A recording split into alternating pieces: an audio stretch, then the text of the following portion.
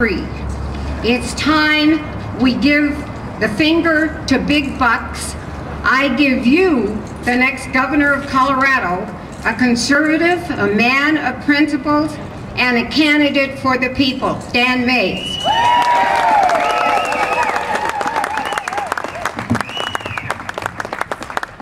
Well, I know that a lot of you aren't going to endorse a candidate today, and that's not why you're here. But I am so proud to see all of you here, to thank Leslie and Nancy and Lou and everybody who put this together. Before I get started, I want to acknowledge that I put a lot of time on the road, but I'm not the only candidate to do it. Ken Buck, where are you? Ken Buck is working hard for the Senate. Cleve Tidwell, working hard for the Senate. Dean Madere, where are you, Dean? Working hard for Congressional 4. Mike Shealy, where are you, Mike? Working for CD7. And who else do we have here? Mr. Curtis Harris, taking on Mr. Polis in Boulder. Where are you? Say hi.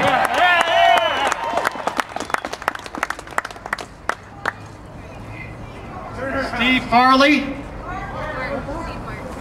Mr. Martin, where are you? Taking a picture of this. Okay, am I allowed to say this here? Thank you. All right. Have you had enough of a governor who ignores our state constitution? Have you had enough of a governor who ignores our taxpayers' Bill of Rights? Are you sick and tired of his new taxes and fees? Are you ready to send him home in 2010? And the liberals say that we're the party of no. My name is Dan Maes, and I'm here to apply to the job of governor. Because you do the hiring, you do the voting, you pick the elected officials, and I work for you, and that's the commitment you have. I have to apologize, but I'm not a lobbyist. Is that okay? I'm not a lawyer. Is that okay?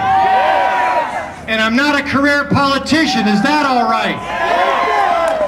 I'm a conservative first, and I'm a Republican. And it is time that we conservatives unify behind traditional Republican values and not some manufactured contract written in a back room with the lights off somewhere. You don't need to put a contract in front of me to make me act like a conservative, just like Frida said. The only contracts I need to run this governor's office are the Declaration of Independence and our state and federal constitutions, and that's all. My conservative friends, somebody tried to tell you that there was only one candidate for governor on the Republican ticket. What do you have to say about that? Someone tried to fool the state and the country into believing that you were endorsing him. What do you have to say about that? For those of you who don't know me, okay, we're going to bring the tone down a little bit. Running out of oxygen up here. We'll get the fire later, guys, I promise you. But I want you to know who I am if you haven't met me yet. Guys, I know you'd like to think this is my wife, but it's my daughter. My wife of 20 years is Karen, and like many of you, she's working to pay the mortgage while I do this, because we don't have millions of dollars in the bank. We're just hardworking people trying to help out in this country. This is my oldest daughter, Jordan. We have 2 children at home. Jordan's 23, Katie's 14, and Ben is 6. We didn't want to have them too close together. I am a man of faith, and I will not give one more inch to the special leftist agenda when it comes to social issues. But I will also not lead with issues that are not the issues of our day, so we can fight a strong battle next year. Most importantly, why do I want to be governor for you? I'm a businessman with executive experience. Is the governor's office a legislative office? No. Is it a judicial office? No. No, it's an executive office. It's time we stop playing party politics in the governor's office and put someone in place who knows how to make the tough decisions instead of nickel and diming things. I helped grow 2 businesses from 1985 to 1995, working just like most of you work. Then I was fortunate enough, due to hard work, to earn my way into a company where I turned around 2 failing organizations between 1995 and 2000.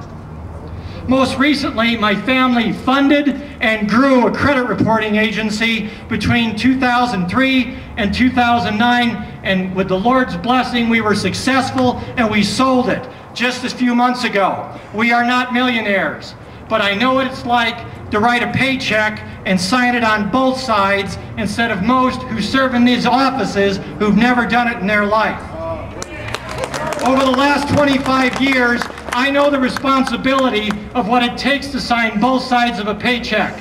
I've served employees during good times and I've served them during bad times. It's not easy when it's bad, but I know what it's like to have to say, sorry, I have to let you go. And that's going to be one of the first things when I downsize this state government, is to walk in and say, it's time for some of you to go home and cut the size of our government.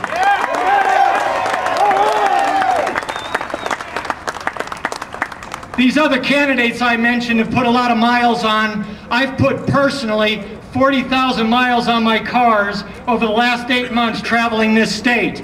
I've been to Cortez, I've been to Craig, I've been to Kim, I've been to La Junta, I've been to Julesburg and Akron, and all up and down the Front Range and to the mountains. I'm going to work hard for you. I've signed the 9/12 pledge. I have submitted my contracting paperwork about a week ago to the 9/12 leadership. I have gone through the iCaucus questionnaire, and I did go through the interview. And how committed I am to this is I paid $50 to sit down at a dinner. I crammed the dinner down in 10 minutes, ran out to my car, and sat on the interview in my car after I dropped $50 for a dinner, because it was that important to me to go through this process so you folks could trust who you're putting in the office. During those visits with you, I told you about smaller government. I put it in writing in the Denver Post about 3 weeks ago, just like Jerry said. How about these guys who've never spoken in public before having the courage to get up and speak to you? That is one of the scariest things for someone to do that has never done it before. Well, that oxygen's getting real thin now, isn't it? All right. My opponent, you ever hear him talk about jobs, jobs, jobs? It's about jobs, jobs, jobs. Has government ever created jobs? No. Has Barack Obama created any jobs? No. Has Bill Ritter added more jobs than he's lost in this state? No. No, he hasn't. The job of government is to create a regulatory environment and a tax environment that allows business to thrive, and that's what I will do. As I have traveled this state, and I've talked to small businessmen all over this state, I say, what as a governor can I do to help you? And they give me 3 words. Guess what they are? Leave me alone and let me run my business, and that's what we will do. My friends, for those of you who've seen me for a while and you've heard me today, I hope I've earned your trust. And I'm going to tell you something that some of you might not buy into today, but I'm saying it is no time for a third party. It is time to vote for principles, as Lou Bussey said. It is time to find a candidate that you believe in. It's time for a candidate that shares your beliefs, and get behind that candidate. It is time to unify behind a candidate that you believe in, and you decide who to unify behind, not a bunch of guys in a closed room somewhere else. You set the terms of the party. You say what the Republican Party is supposed to look like. I will stand up for you if you will stand with me. Now, some of you out there, and I know you're out there, you're skeptical. You're saying this Dan Maes guy's a Republican like every other Republican. He's got the nice suit on, he's got the tie on, he's just gonna sell out like everybody else. And I'm telling you that that's not gonna happen.